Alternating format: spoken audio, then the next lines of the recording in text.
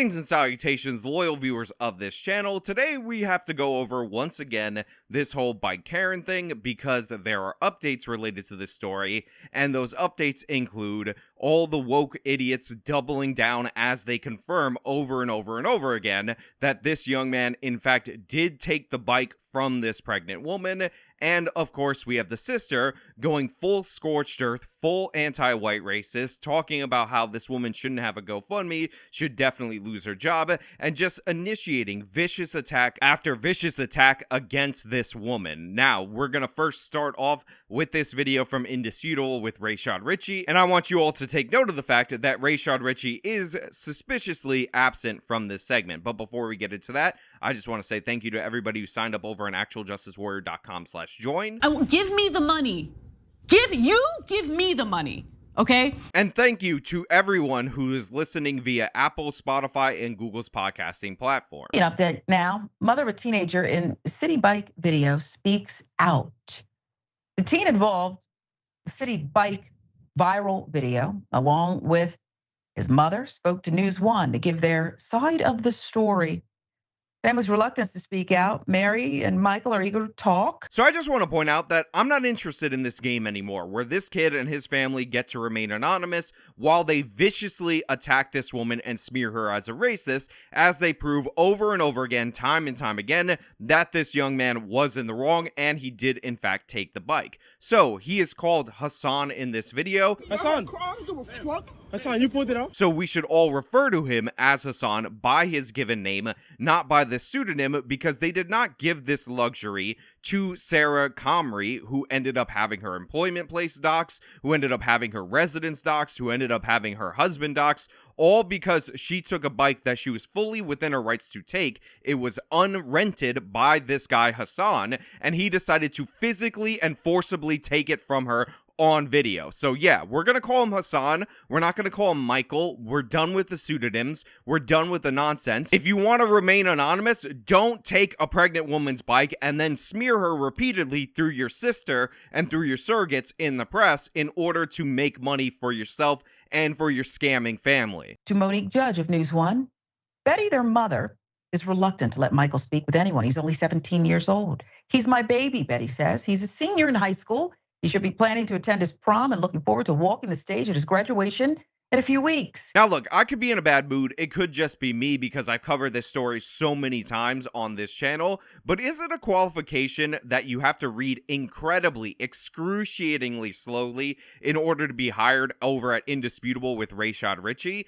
She starts reading about 30 seconds into this video, and it goes all the way up to the 3-minute mark with information that I told you in a much more concise way. And again, this is the same exact information that proves beyond any shadow of a doubt that Hassan over here stole the bike from this woman. He docks at 719 East 30th Station, as we talked about multiple different times. That makes the bike available for rent. Sarah comes over after a 12-hour shift. She ends up scanning the QR code for this bicycle, putting it in her possession. I've seen the sister go on interviews and talk about how her brother had squatters' rights to the bike of all the absurd things. Now my brother is a squatter. Squatters have rights.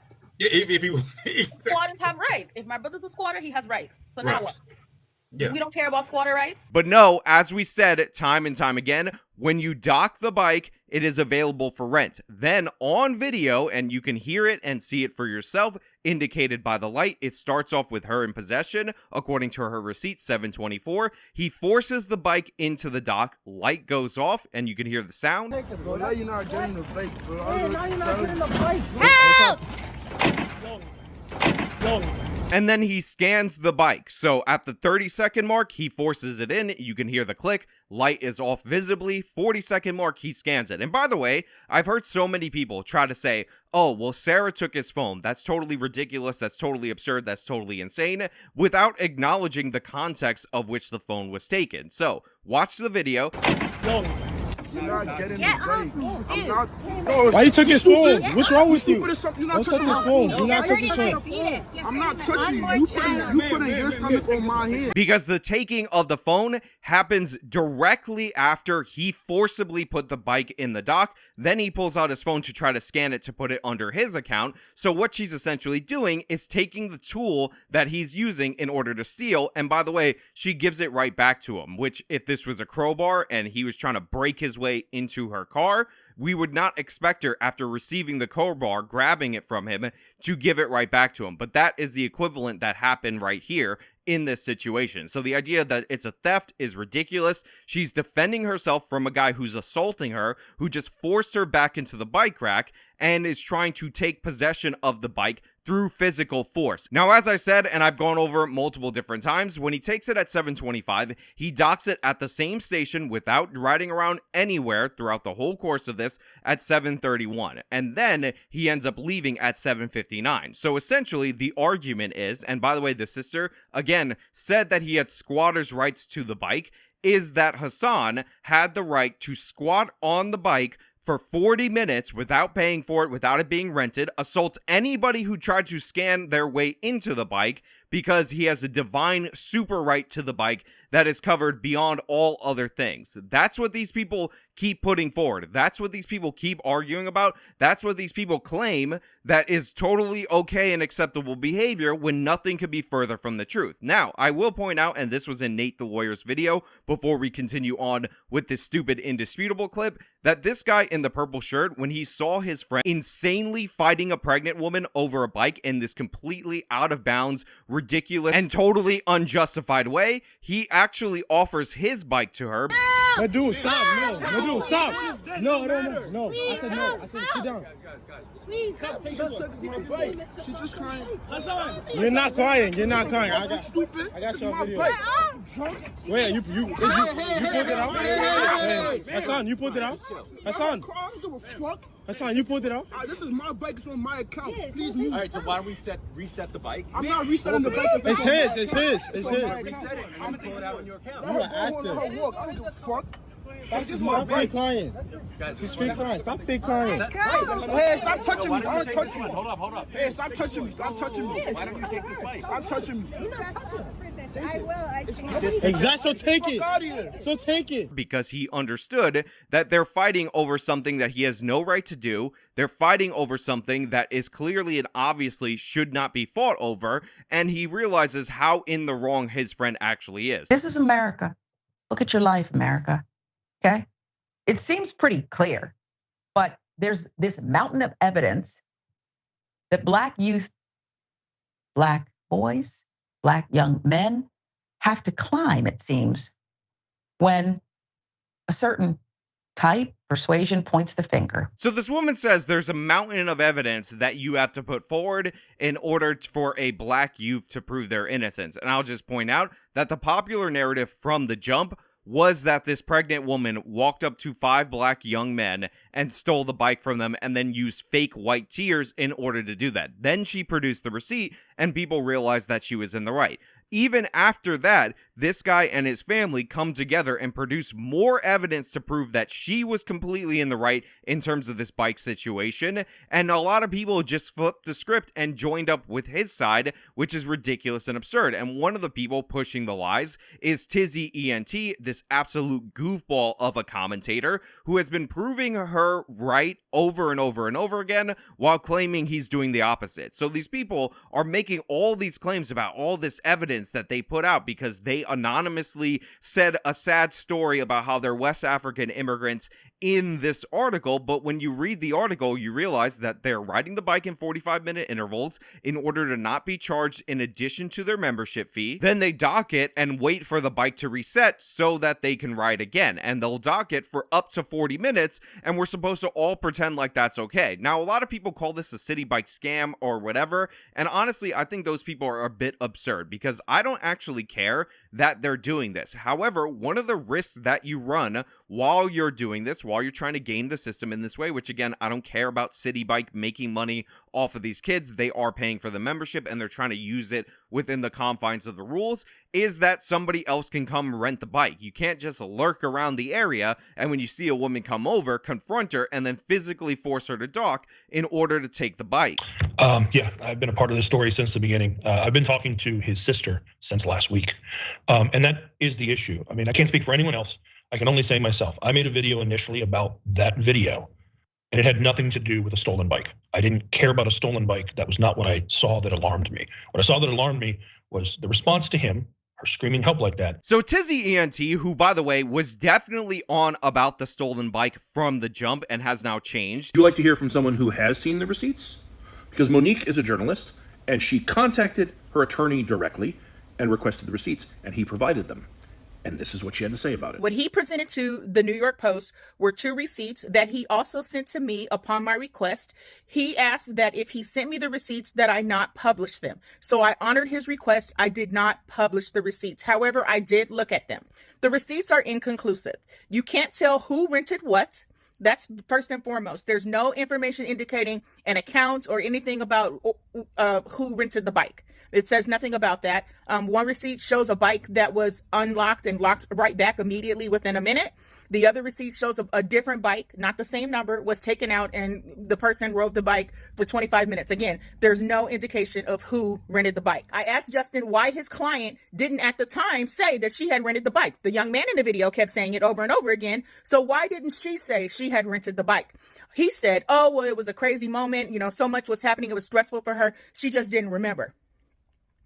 But that would have been the easiest way to solve this dispute. If she actually had rented that bike and had possession of it, and she could show him that on her phone, because the other young man who kept saying he rented the bike, he was showing everyone his phone. You don't know who rented the bike. That is not proof, people. Understand that. This is just a statement from her lawyer. A statement from her lawyer is not proof of anything. It sounds like I could hop on Photoshop right now and create equally convincing receipts. Is going to this narrative that a lot of people on the left have gone to, which is they're concerned about the behavior, and it was never really about the stolen bike. Now, this is absurd for a number of reasons. First and foremost, this guy put out a video after this woman dropped her receipts to say, oh, because part of it was redacted in the press, which, by the way, they didn't tell you that it was actually verified by Business Insider and by all these news outlets, but then they redacted it after seeing the full receipt on the request of the woman's lawyer because they didn't want to further expose where she lived and where she worked. That's in the article, so he lied about that. He was saying they wouldn't stand up to court and these receipts were probably not even real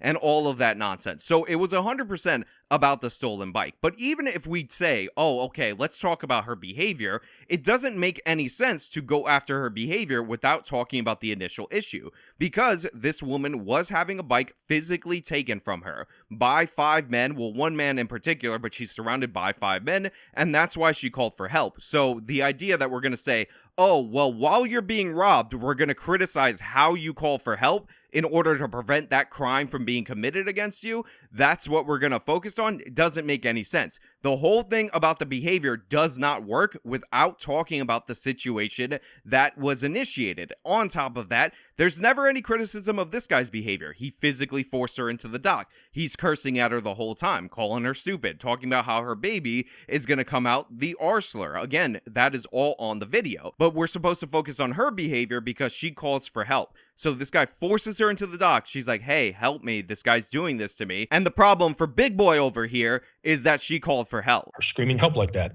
and pointing out, this is dangerous. This gets young black men killed, a la Emmett Till.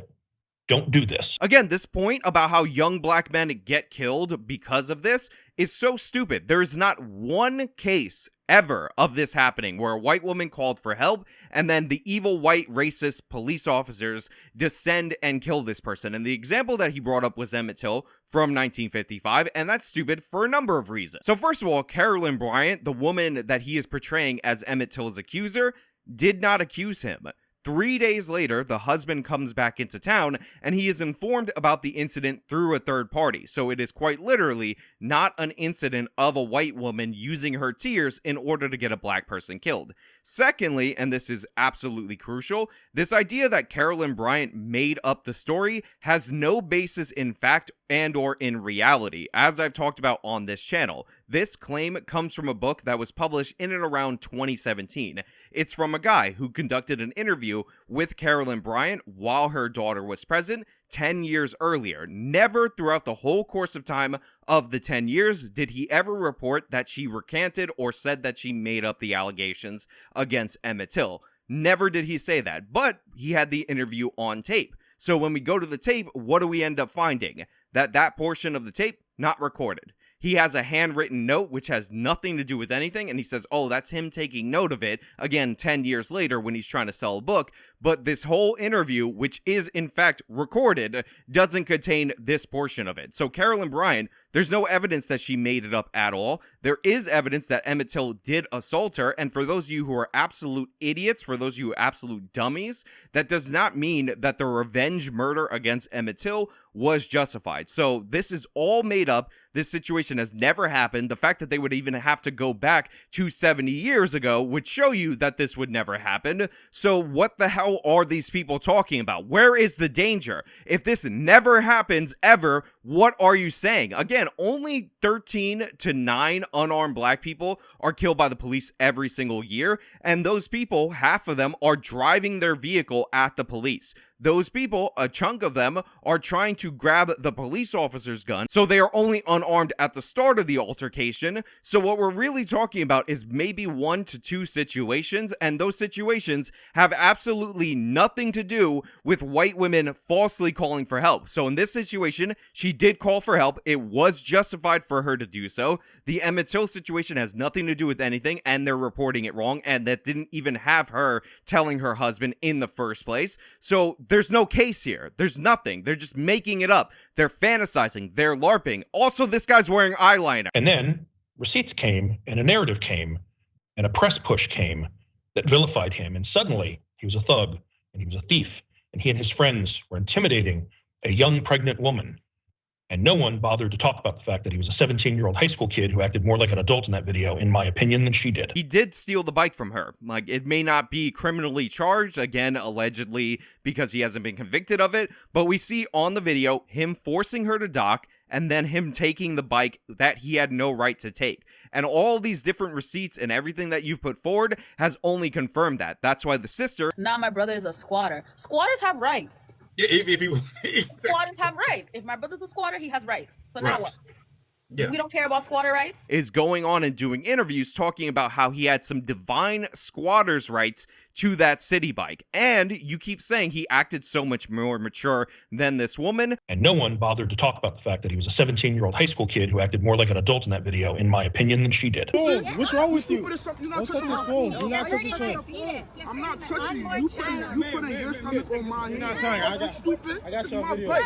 I'm drunk. Wait, you pulled it out? Hey, Hassan, you pulled it out? Hassan, I don't give a fuck. Hassan, you pulled it out? This is my bike. It's on my account. Please move. All right, so why don't we reset the bike? I'm not resetting the bike. It's his. It's his. It's his. Reset it. I'm gonna pull it out on your account. You are active. I don't give a fuck. This is my fake client. This is fake client. Stop fake crying. Hey, stop touching me. I want to touch you. Hold up. Hey, stop touching me. Stop touching me. Why don't you take this bike? Stop touching me.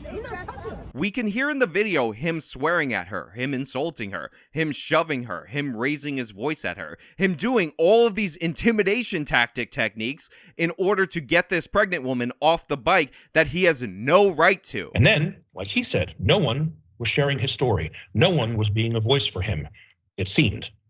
And then now we have his receipts and we have his, words about what happened. What's crazy to me is that's what we have from both sides of this. We have receipts and we have a claim of how it went down, and we have receipts and we have a claim of how it went down. One is not more or less, believable than the other.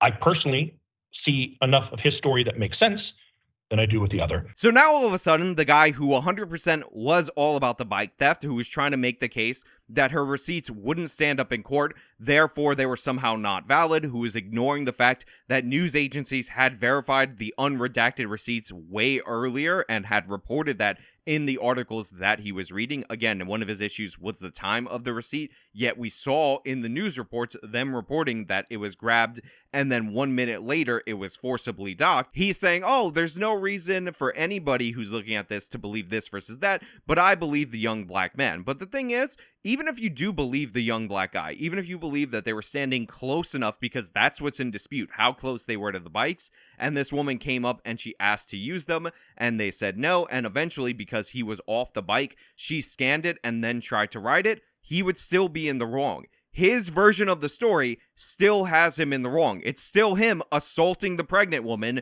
because he didn't want to give up a bike that he was not renting and he was not paying for. You guys are going with all this abstract notions of possession where if his hand is touching the handlebar, but the bike is docked and he's not paying for it, therefore he owns it. Or, as the sister said, again, he has some divine squatter's rights that nobody else has. The entitlement of this guy, of this young man in this situation, cannot be underscored. And again, if this woman was trying to save money by docking it, she had a similar membership and all of that, and the young black guy wanted to ride the bike, then we would be in a situation where we'd be talking about her entitlement to game the system, and we know for a fact that she would have been banned from City Bike forever. We're not even talking about it with Hassan over here, even though he's threatening people, violating them, pushing them into the dock in order to keep the bike, and the whole reason they have the docking policy that makes it available to rent is to prevent people from doing this. This kind of thing gets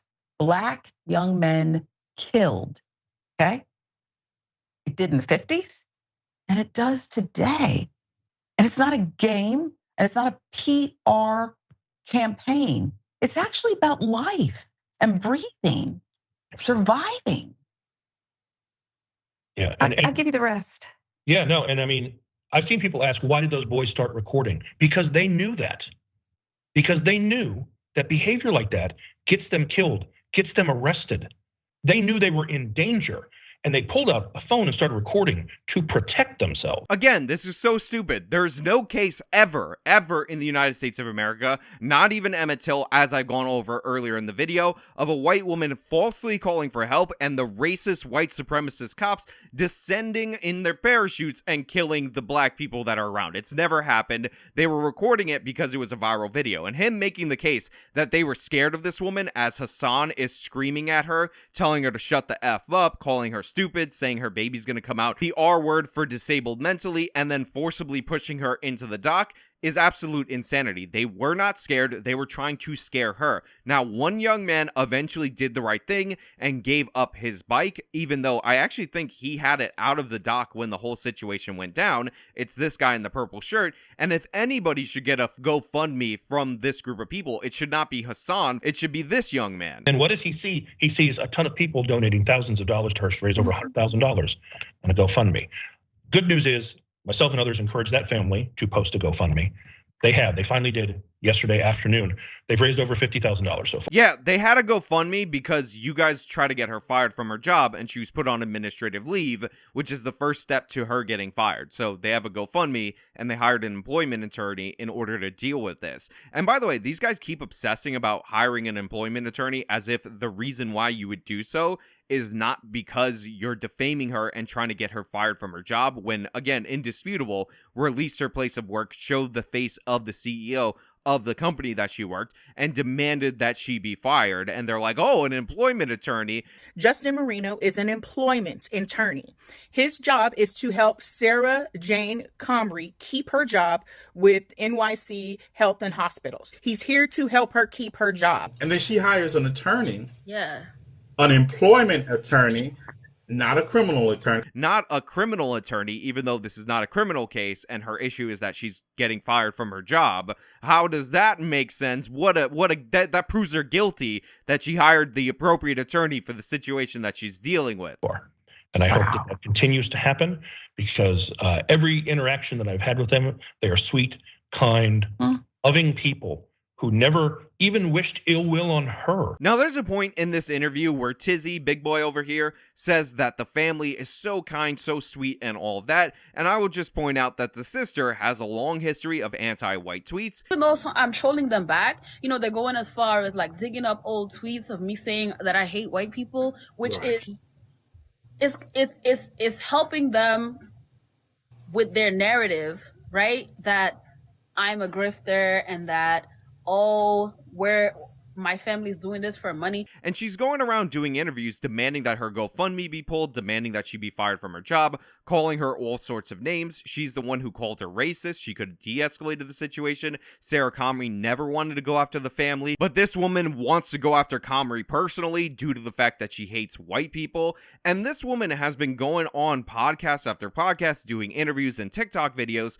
talking about how Sarah Comrie is lucky that her brother didn't assault her in that situation. I'm glad I wasn't in New York that day or in that area, because when he came over there and talking about, boys, that's what we gonna do, I was like, that would. But we're not here about me. We're here about this situation because we're gonna need bond money for me. Because let me tell you, in New York City, most people would have ignored her or done worse to her. Sorry, I meant to say didn't assault her more, because we could see in the video him put hands on her and him physically shove her in there, which according to New York state law would be a simple assault. So you have this woman going after them, and this guy's talking about how they all have good behavior, talking about how her brother was polite, even though we can hear in the video all he's doing is swearing at her. My brother and his friends the entire time did not speak to her. They were being as respectful as they could be. Obviously, it's a heated moment. They're being as respectful as they could be. They're saying, please don't touch me, ma'am. Like, it's not a joke. Hey, what's wrong with you? Don't touch his phone. Do not touch his phone. I'm not touching you. You putting your stomach on my head. They're being as respectful as they could be. They're saying, please don't touch me, ma'am. Like, it's not a joke. I got your video. Wait, you pulled it out? Hey, Hassan, you pulled it out? Hassan. Hassan, you pulled it out? This is my bike. It's on my account. Please move. All right, so why don't we reset the bike? I'm not resetting the bike. It's his. Reset it. I'm gonna pull it out on your account. You are active. I don't give a fuck. Stop fake crying.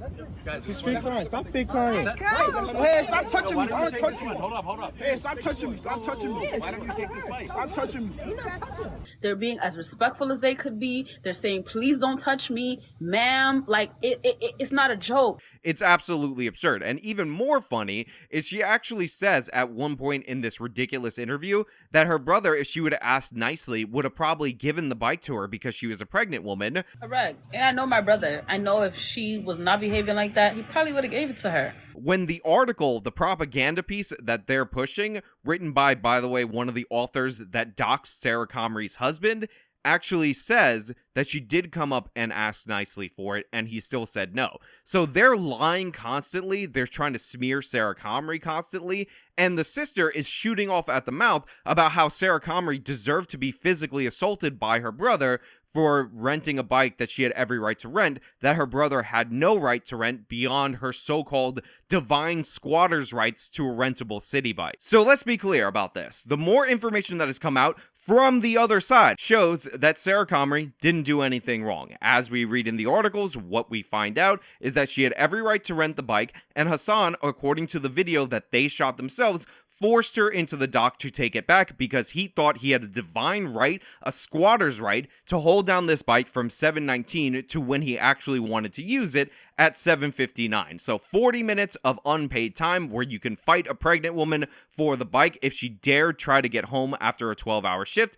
Absurd and insane. The sister, absolute horrible person, nasty, vicious person who's fantasizing about this woman being beat up, going and doing streams about how she deserved it and all of that, and trying to get her fired, trying to get her GoFundMe pulled, and just being a vicious, nasty person, which makes sense considering her long history of anti-white tweets and anti-white public statements that she would come out at her. Now, this young man right here, and again, they're all in and around the age supposedly of like 16 and 17, actually was a decent person. He saw his friend physically assaulting a pregnant woman for a bike that he had no rights to, and he eventually turned over his bike to that woman. Really good kid in that situation, even if he initially rejected letting her ride the bike when she asked. When he saw the situation get out of hand, he decided that he was going to step in and try to de-escalate the situation. Also very notable, one of Hassan's friends that is off camera, you can hear him, there's another friend that's attacking her viciously and all that,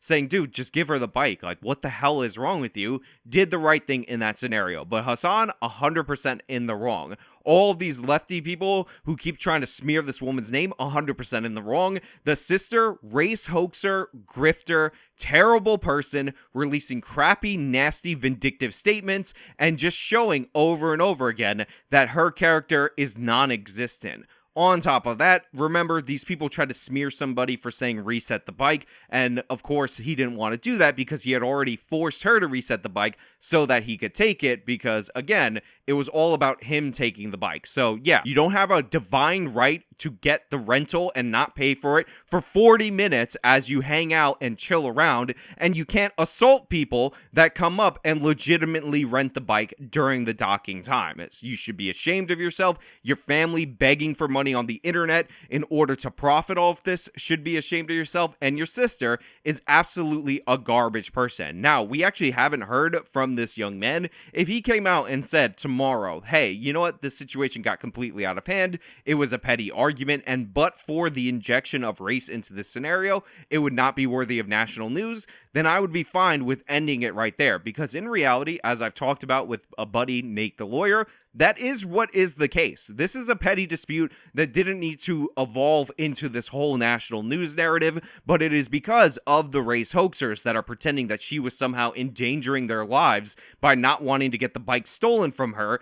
That's where we are. Now look, I don't want to update this story constantly for the rest of my life in perpetuity. I'm going to try to ignore the ridiculous, insane, inane statements from the sister, her calling for or fantasizing about Sarah Comrie being the victim of violence. But if we have serious major updates, I will update you guys based on this, because it's important to not let this die when the other side is viciously attacking this woman, trying to get her fired from her job, when they keep proving over and over and over again, time and time again, that she was in the right. So yeah, we hope that this will end. We hope that Comrie won't lose her job. We hope that the race hustling sister who's trying to parlay this into some cheap fame gets what's coming to her in terms of life. Hopefully she becomes unhirable. That would be a good ironic justice, as she is viciously attacking Sarah Comrie, trying to make her unhirable. But yeah, that's really where I want to leave it. Now I open the floor up to you. Let me know what you guys think down in the comments below. If you liked the video, show them by leaving a like, subscribe for more content, follow me on all my social media, support me via the support links